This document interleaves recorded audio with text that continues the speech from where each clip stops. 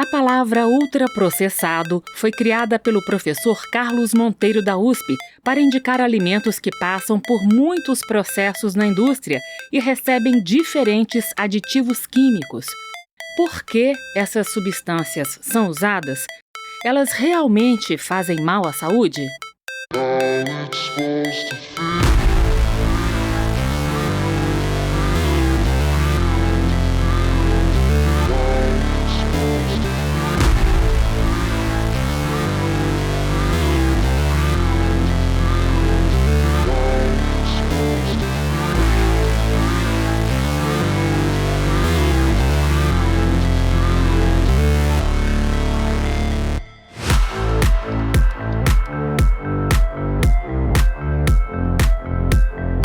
Sou Eduardo Nilson, sou pesquisador da Fiocruz Brasília e também pesquisador associado do NUPENS, que é o Núcleo de Pesquisas Epidemiológicas em Nutrição e Saúde da USP.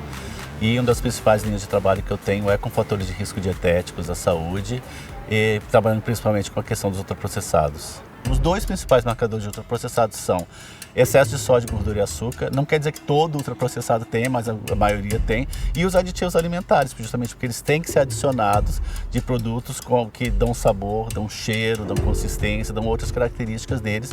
E são produtos químicos que a gente não enxerga, não são produtos que são do nosso dia a dia na cozinha, são produtos químicos mesmo.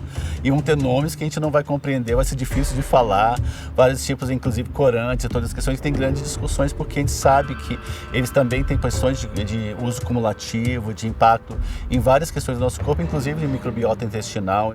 A terminologia mais apropriada seria falar produtos alimentícios, porque eles são formulações industriais que imitam alimentos, mas são feitos com ingredientes e por processos tecnológicos que distanciam muito daquilo que é a alimentação do que a gente chama de comida de verdade, no final das contas.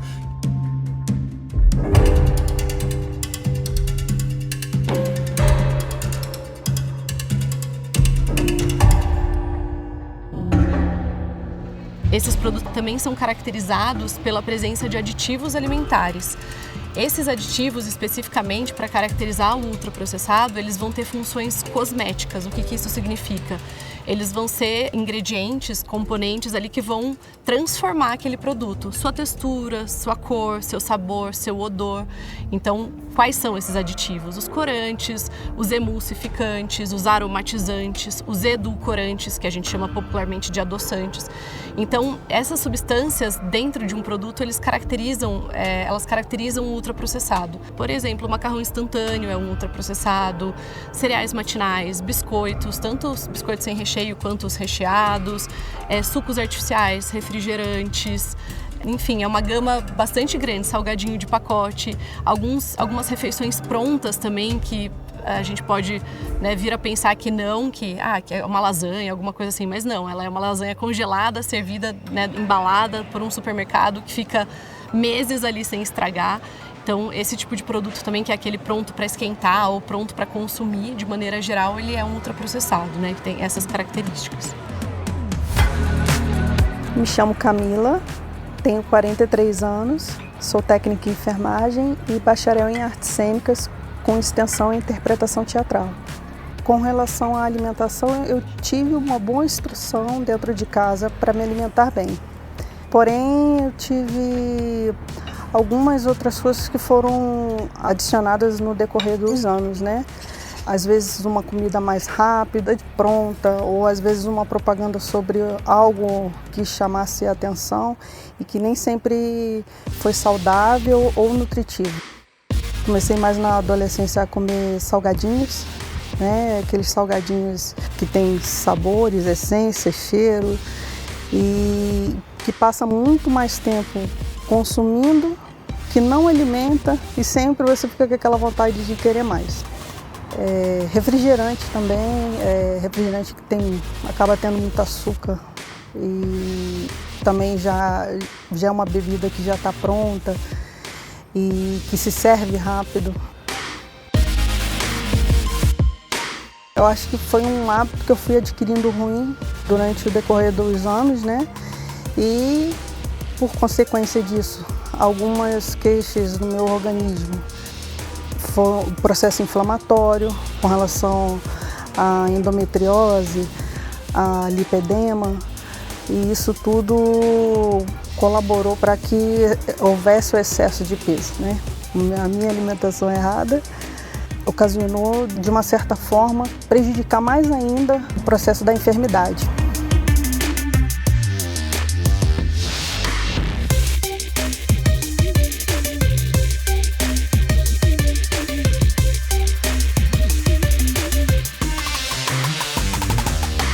O termo ultraprocessados ele surgiu lá em 2014, né, quando a gente teve a publicação do Guia Alimentar para a População Brasileira, essa edição que está valendo até hoje, né, que comemoramos ano passado 10 anos dessa edição. E esse termo ele faz parte da classificação nova de alimentos, é o nome, né, classificação nova. O ultraprocessado ele faz parte, né, desse nível de classificação que a gente determina os alimentos, os produtos, por grau e propósito do processamento que eles sofrem. A classificação ela veio pelo próprio estudo dos inquéritos nacionais, das grandes pesquisas nacionais que o IBGE faz, analisando como é que tem a tendência de toda a alimentação do brasileiro, mas não só da alimentação, do que essa alimentação vem causando em termos da saúde da população. E ela veio muito associando essa questão das mudanças de padrão alimentar, vendo que a gente comia cada vez menos arroz com feijão e o que estava substituindo o arroz com feijão como simbologia daquela dieta tradicional brasileira. E aí a gente está substituindo essa refeição por outros produtos industrializados que têm todas essas características, e aí começou a se olhar justamente que a gente poderia separar. O professor Carlos Monteiro, junto com outros pesquisadores, começaram a ver que isso estava muito associado a extensão, a qualidade, a quantidade de processamento industrial. Então a gente tem 4 grupos de alimentos e produtos que a gente classifica por meio da classificação nova. A gente tem o primeiro grupo de alimentos in natura e minimamente processados. A gente engloba ali os hortifruti, por exemplo, né, hortaliças, legumes, frutas, carnes, ovos. Então é uma ampla gama de produtos cereais, leguminosos e tudo mais.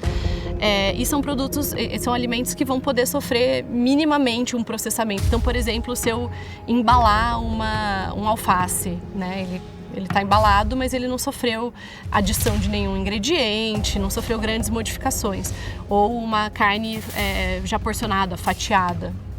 Então, esse é um exemplo de um minimamente processado que faz parte do mesmo grupo dos in natura.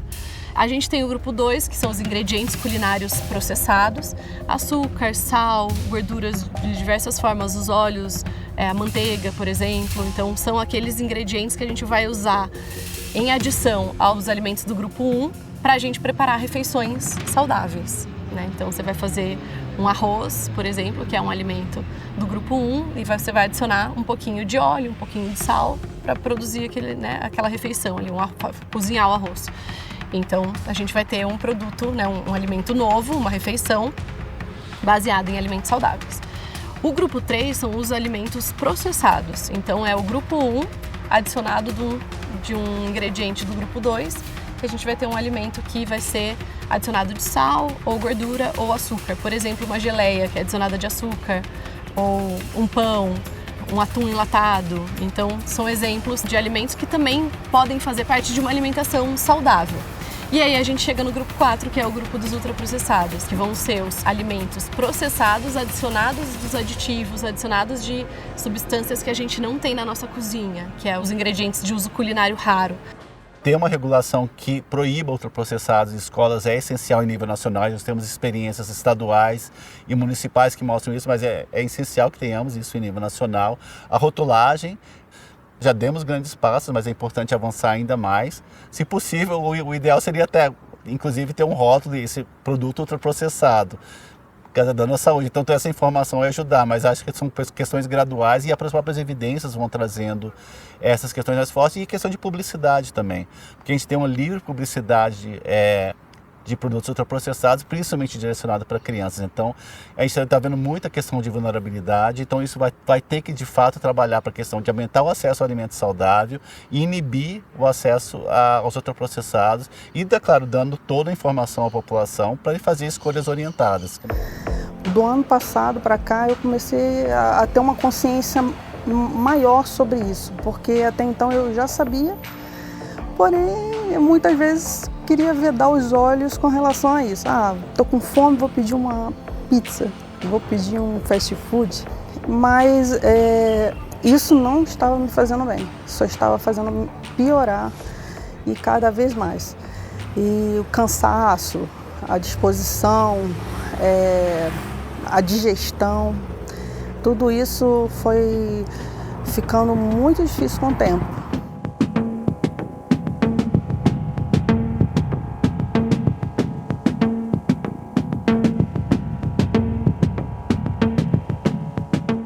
Uma forma importante de identificar esses produtos é por meio do rótulo, né? É onde a gente vai conseguir saber do que aquele produto é feito, né? Então, a dica para identificar esse produto é a leitura de rótulo. A gente vira o pacote, normalmente vai estar atrás ou na lateral da embalagem, e a gente vai procurar a lista de ingredientes. Nessa lista de ingredientes, a gente vai ter a informação de todos os ingredientes que compõem aquele produto. Também é algo obrigatório, né? A indústria precisa colocar essa informação para o consumidor. Eu não lia os rótulos. Hoje em dia, eu pego tudo que eu for comprar que já é pronto na caixa ou na lata, aí geralmente eu olho para ver a quantidade de açúcar que tem ali, a quantidade de carboidrato. O que não tiver muito especificado, eu olho lá nos ingredientes para ver se também tem algum corante ou alguma coisa que eu tenho alergia. E quando eu passei a fazer dessa forma para ver se tinha as coisas que eu tinha alergia, eu olhei ali, nossa, tem umas coisas que tem muita coisa ali que eu não sei nem se eu posso falar isso, mas é veneno, né? A principal forma é olhar a lista de ingredientes, que a lista de ingredientes é uma informação obrigatória que tem na embalagem dos produtos, e ele tem a quantidade dos produtos em ordem decrescente. Então, aquele primeiro produto que aparece na ordem dos ingredientes é aquele que mais está presente, a maior quantidade no produto, mas é bom no finalzinho, porque aditivo alimentar, por exemplo, tem pequena quantidade, mas ele é um marcador, por exemplo, de ultraprocessados.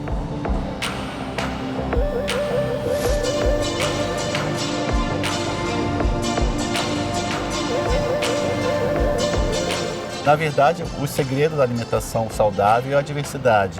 E aí, olhando, claro, a questão da origem dos alimentos, o que eles vão ter, e olhando com muita atenção, porque planejando a alimentação, olhando com muita crítica a questão de propaganda, outras questões que influenciam nossos hábitos e que sempre comem com companhia. Então, o guia ele vai muito além de olhar o alimento, mas como a gente prepara o alimento, trabalhando a habilidade culinária, mas as questões que justamente a gente vai construir e reconstruir aquilo que a gente tinha no passado, que no fundo a gente quer chegar àquilo que a gente imagina, como é que nossas avós comeram, nossos antepassados comeram, que é justamente isso, é essa alimentação saudável que a gente quer. E o brasileiro, na verdade, tem 20% das calorias que vêm de ultraprocessados. É importante que então nós não chegamos ao ponto dos Estados Unidos da América, do Canadá, Reino Unido, que tem 40%, 50%, que é uma situação muito diferente. Nós ainda temos um padrão alimentar que é baseado naquilo que a gente considera saudável. Hoje em dia eu já estou me sentindo mais disposta, né? Tem pouco tempo que eu modifiquei radicalmente tudo, então eu consegui ver essa diferença não só no peso, mas nos exames, principalmente. Não estou mais diabética, não estou mais com o colesterol alterado. E os hormônios também, eles normalizaram. Isso está me ajudando muito, muito. E não é difícil, até porque meu tempo é muito corrido, então eu tenho que fazer coisas que são mais práticas.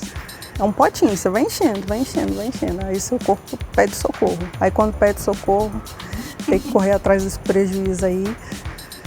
Mais complicado. Então, começa o quanto antes você puder começar a mudar, principalmente o que tá na sua cabeça, a forma de como você enxerga as coisas, como você enxerga principalmente o que você consome. Então eu acho que você vai deixando muitas coisas de lado. Você começa a ver como aquilo dali foi feito, você não quer mais. Mas eu acho que a maior mudança é essa.